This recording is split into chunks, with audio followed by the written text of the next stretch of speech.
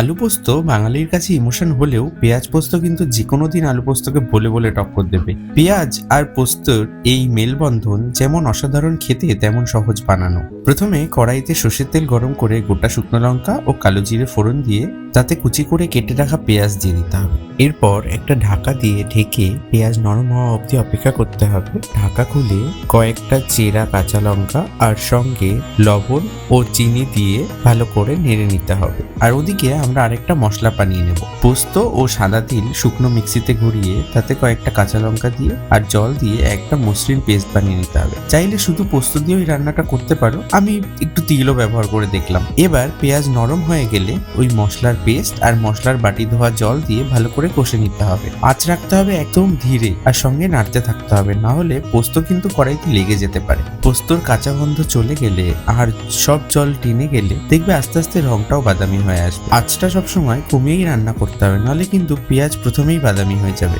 এরপর আঁচ বন্ধ করে সামান্য কাঁচা সর্ষের তেল ছড়িয়ে নামিয়ে নিলেই তৈরি পেঁয়াজ পোস্ত। সবাই ভালো থাকবেন।